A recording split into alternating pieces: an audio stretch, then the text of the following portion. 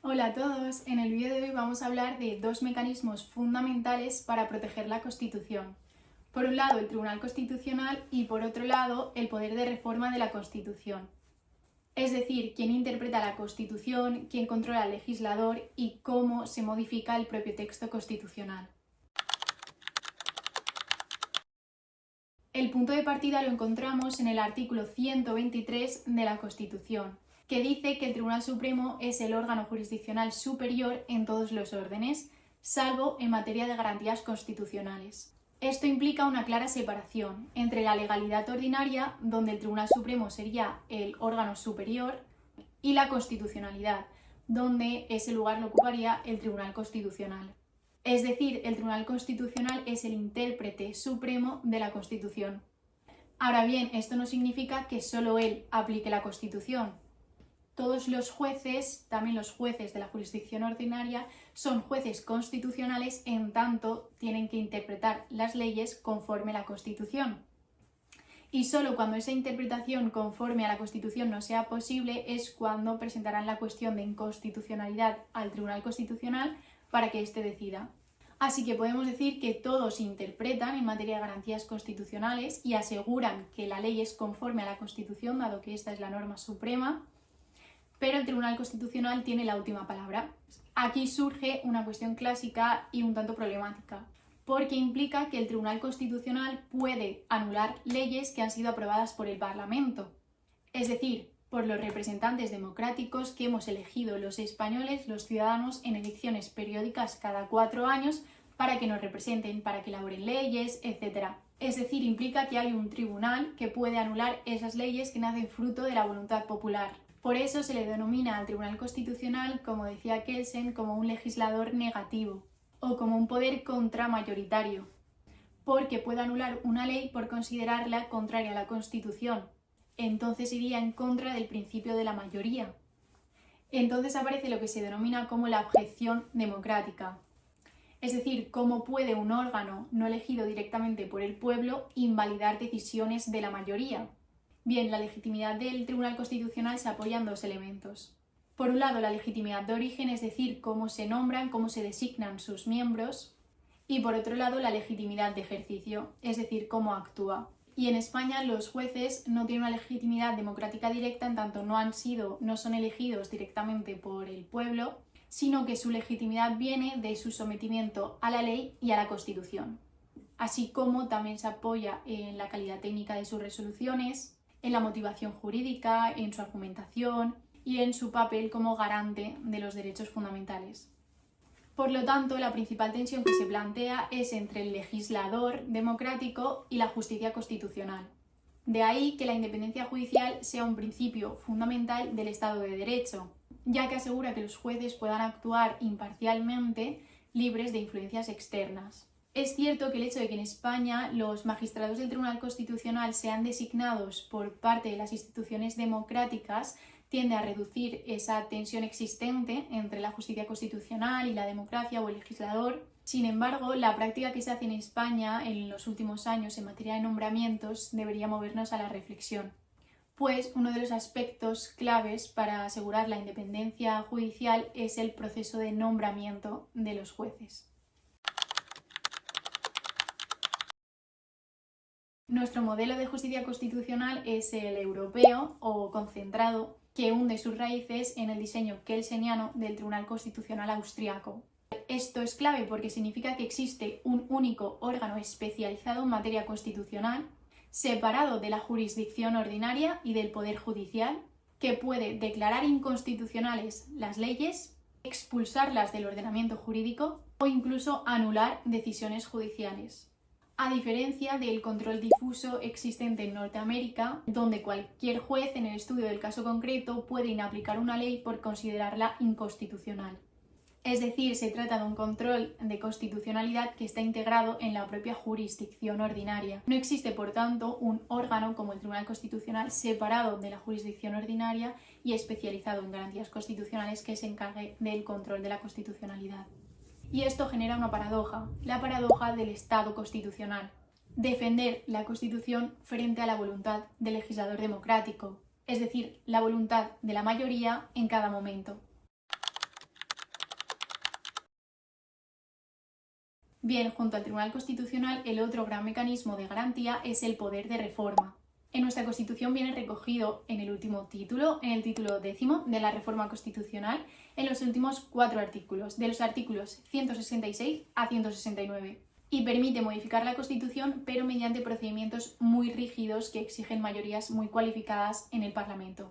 En cuanto a la iniciativa de reforma, el artículo 166 remite al artículo 87, apartado primero y apartado segundo, relativo a la iniciativa legislativa, que establece que la tienen el Gobierno, el Congreso, el Senado y las asambleas legislativas de las comunidades autónomas. En cuanto a los límites temporales, el artículo 169 establece una prohibición expresa. No puede iniciarse un procedimiento de reforma en tiempos de guerra ni durante la declaración de los estados del artículo 116, es decir, estados de alarma, de excepción y de sitio.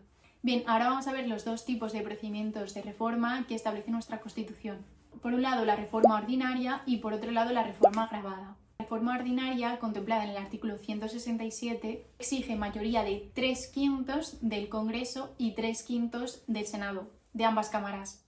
Y en caso de no obtenerse, podrá crearse una comisión paritaria de diputados y de senadores que presentarán un texto de reforma y que se votará tanto por el Congreso como por el Senado, exigiéndose en su caso el voto favorable de la mayoría absoluta del Senado y la mayoría de 2/3 del Congreso para poder aprobar la reforma. Una vez aprobada por las Cortes Generales, es decir, por el Congreso y por el Senado, podrá someterse a referéndum para su ratificación si así lo solicitan una 10ª parte del Congreso o del Senado. Es decir, no es obligatoria la convocatoria a referéndum en este procedimiento de reforma, a diferencia del que vamos a ver ahora.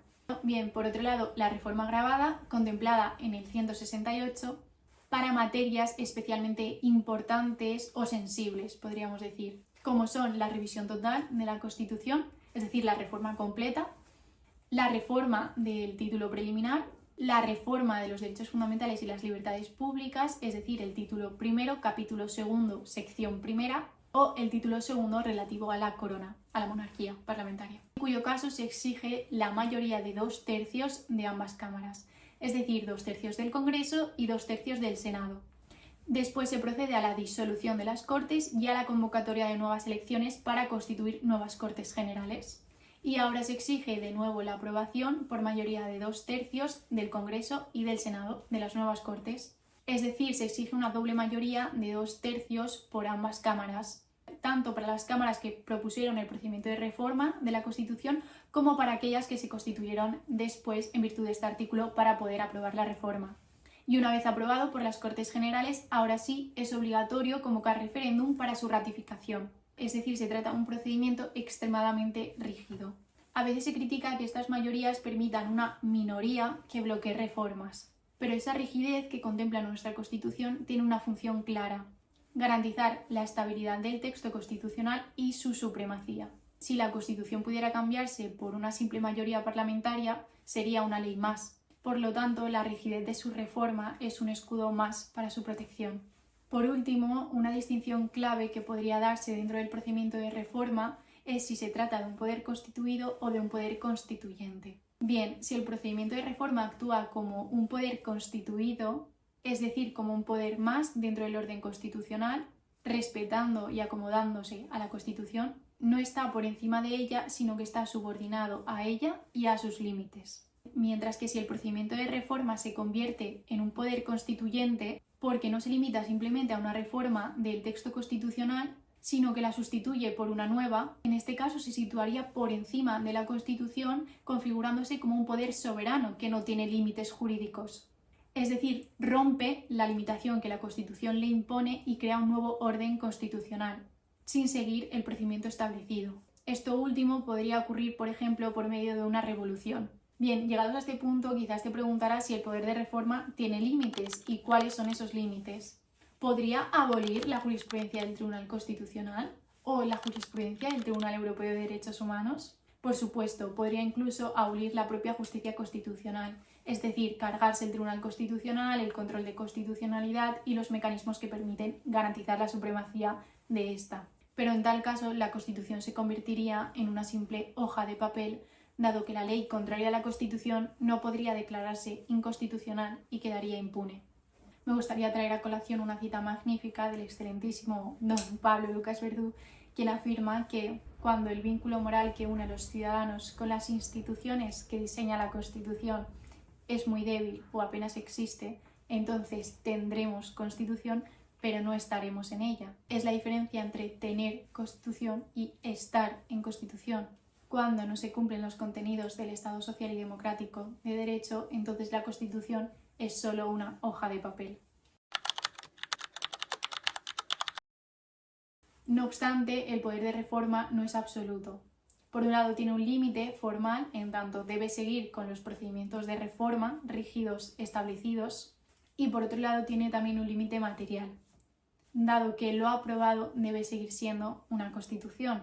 Y siguiendo la Declaración de los Derechos del Hombre y del Ciudadano de 1789, para que sea una Constitución se exige, por un lado, garantía de los derechos y, por otro lado, la separación de poderes. Si desaparecen estos elementos, entonces ya no hablaríamos de Constitución. Además, recordemos que España está vinculada al Convenio Europeo de Derechos Humanos y que el artículo 10º, apartado 2 de la Constitución obliga a España a interpretar los derechos conforme al convenio y al derecho internacional.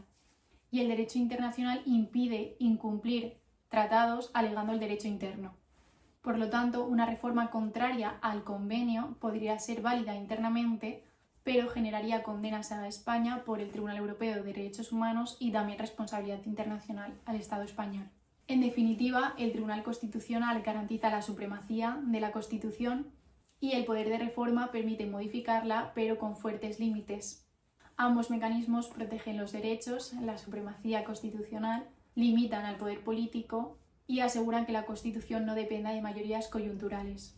Y esa tensión a priori existente entre el legislador democrático y justicia constitucional es la esencia del Estado constitucional. Hasta aquí el vídeo de hoy. Muchas gracias por la atención, por escucharme. No olvides darle like si te ha gustado, suscribirte y activar la campanita para no perderte nada. Nos vemos en el siguiente vídeo. Adiós.